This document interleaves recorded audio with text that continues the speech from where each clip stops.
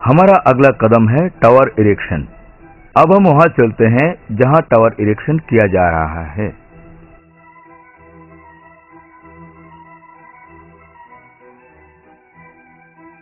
Tower erection काम करने के दौरान हमें इन जरूरी बातों का हमेशा ध्यान रखना होगा। कभी भी बारिश के वातावरण में काम नहीं करना चाहिए, जैसे रेनफॉल, कड़कती हुई बिजली। रात में कभी भी काम नहीं करना चाहिए। टावर पर चढ़ने और उतरने पर हमेशा स्टेप बोर्ड्स इस्तेमाल कीजिए। टावर मेंबर्स कभी भी इस्तेमाल मत कीजिए। चढ़ाई हुई लोड के नीचे कभी भी नहीं रहना चाहिए। हमेशा ध्यान रखें इरेक्शन एरिया चारों तरफ घिरा हो। केवल एक्सपर्ट लोग ही ये अहम काम कर सकते हैं। सर, इसने दूसरे रंग का हेलमेट क्यों पहना है? वही गैंग लीडर हैं। उन्हें ग्रीन फ्लोरोसेंट हेलमेट और अलग किस्म का बेल्ट दिया गया है, खास पहचान के लिए। हर गैंग में एक अनुभवी अधिकारी दिया गया है जो मजदूरों के साथ काम कर सके और उन्हें गैंग लीडर कहा जाता है। गैंग लीडरों में कुछ विशेष गुण होते हैं, जैसे खास काम में माहिर होने की विशेषता, सुरक्षा का ध्यान, जिनमें इंजीनियर के बात समझने की और वर्कर्स को समझाने की काबिलियत होना चाहिए। शर्मा जी, क्या आप यहाँ आएंगे?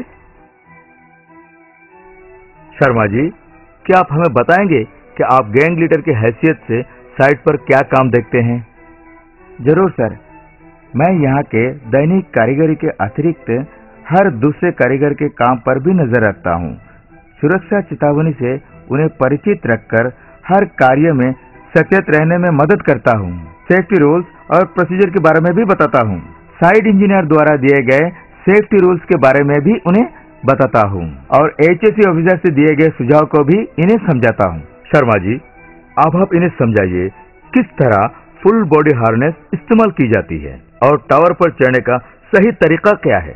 सर, हमें हमेशा फुल बॉडी हार्नेस डबल लेनियर्ड के साथ पहनना चाहिए।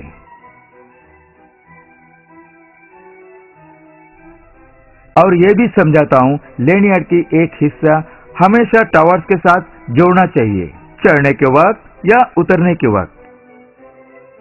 वेस्ट बेल्ट में लगी हुई बैग में टूल्स बराबर रहना चाहिए।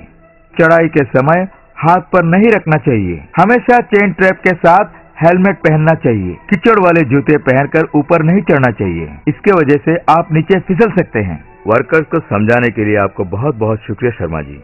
अब हम देखेंगे इरेक्शन शुरू होने से पहले प्रिपरेटरी वर्क कैसे होता है।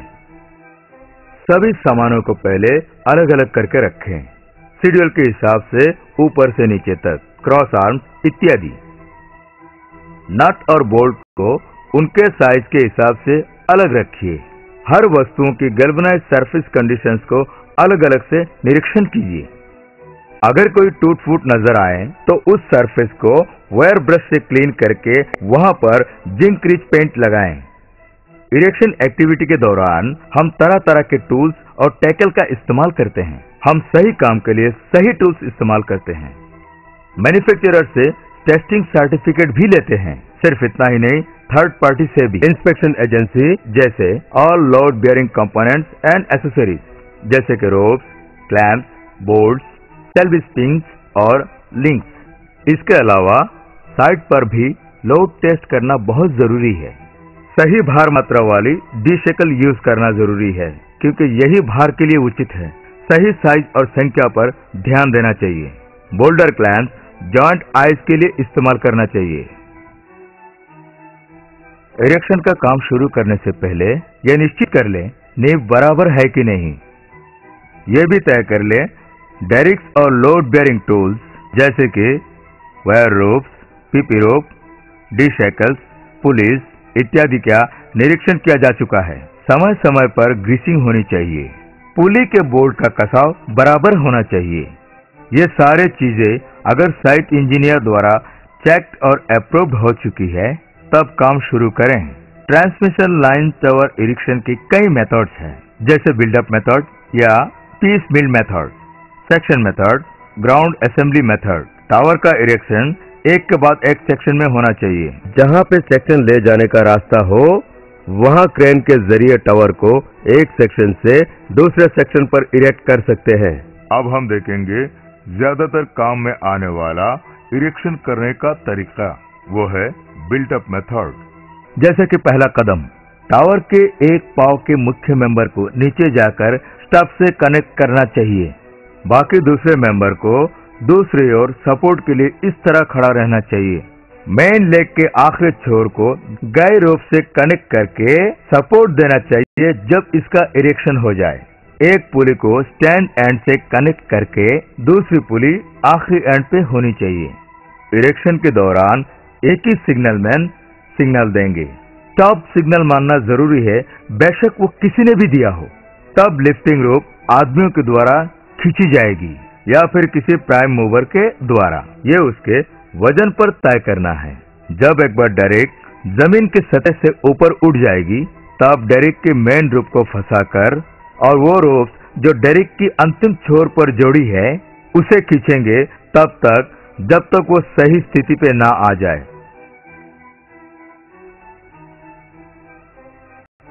बाकी लेग मेंबर को पहले लेग मेंबर की सहारे से इरेक्ट करना है। मेन लेग मेंबर के इरेक्शन के बाद हॉरिजॉन्टल स्टड्स और क्रॉस मेंबर्स को इरेक्ट करना है। उसी तरह टावर इरेक्शन का पहला सेक्शन पूरा हो गया। First section of towers erection के बाद हॉरिजॉन्टल स्टड्स को उनके पोजीशन में बोल्ट करना है। टावर के सेकंड सेक्शन को जोड़ने के लिए दो डायरेक्ट पोल्स को एक दूसरे के आमने सामने डायगोनली ऑपोजिट कॉर्नर लेग पर रखना है। ये दोनों पोल्स सेकंड सेक्शन की पार्ट्स को ऊपर चढ़ाने के लिए इस्तेमाल किए जाते हैं और इन्हीं सेक्शन के आधार पर बाकी सब जोड़े जाते हैं। डायरेक्ट पोल्स को तब कॉर्नर लेग्स पर शिफ्ट किए जाएंगे, वो सेकंड सेक्शन के टॉप पर, ताकि थर्ड सेक्शन में काम करने के लिए पार्ट्स आसानी से ऊपर ले जा सके। डायरेक्ट पोल इस तरह बढ़ता जाता है जिस तरह टावर बढ़ता है। ये प्रोसेस टावर इरेक्शन के कंप्लीट होने तक चलता रहता है। क्रॉस आर्म मेंबर्स को जमीन पर ही असेंबल करते हैं और उसके बाद उसको ऊपर चढ़ाकर टावर की चोटी पर फिक्स करते हैं।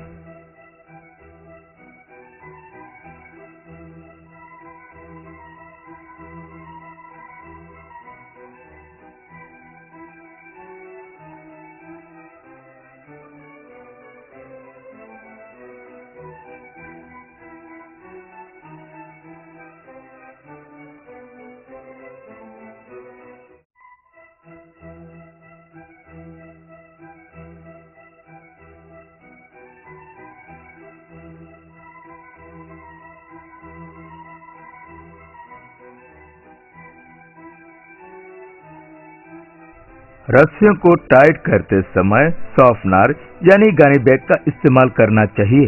स्लिंग्स और टावर मेंबर भी। ध्यान रहे, एक बार एक ही लेग मेंबर इरेक्ट होना चाहिए। एक डेरिक के लिए कम से कम 3 गाई रोप इस्तेमाल होना चाहिए। निश्चित करना होगा टावर इरेक्शन करने के दौरान गाई रोप एक मजबूत एंकरिंग पॉइंट में लगी हो। ध्यान रहे, एक ही एंकरिंग पॉइंट सिर्फ एक ही गाई रोप को सपोर्ट करें। ध्यान रहे, गाई रोप की एंकर्ड पॉइंट की दूरी हॉरिजॉन्टली ऊंचाई की बराबर दूरी पर होना चाहिए। निश्चित करें उठाई गई मेन लेग मेंबर की नट बोल्ट्स बराबर टाइट है कि नहीं। टावर इरेक्शन होने के बाद स्टेप बोल्ट्स को कसने की कोशिश मत कीजिए। बराबर करने या कसने के दौरान हमेशा 450 mm टॉमी बार छेद को बराबर करने के लिए इस्तेमाल करें। हर नट एंड बोल्ट्स के लिए स्प्रिंग वॉशर इस्तेमाल करें। सही साइज का बोल्ट ड्राइंग के मुताबिक इस्तेमाल करें। हर नट का आखिरी छोर टावर के बाहर की तरफ होना चाहिए। बोल्ट को सही ढंग से कसने के लिए लंबे खंबे के लिए आड़ा और सीधे खंबे के लिए बेड़ी दिशा प्रयोग करें। नट को हमेशा ऊपर से नीचे की तरफ कसें। ध्यान रहे, नट को पूरी तरह कसने के बाद बोल्ट की कम से कम 3 चुड़ियां बाहर रहें। जहां एंटी थ्रेड बोल्ट यूज नहीं किया जाता है, डायमीटरिकली बोल्ट के खिलाफ 2 या 3 जगह पर पंच कीजिए। बोल्ट के खिलाफ 2 या 3 जगह पर डायमीटरिकली वेल्डिंग का टाका लगा दीजिए। वेल्डिंग की हुई जगह को साफ करके उस पर जिंक रिच पेंट लगा दीजिए। हमारा अगला कदम स्ट्रिंगिंग। चलिए उस जगह पर चलते हैं जहां स्ट्रिंगिंग की जा रही है।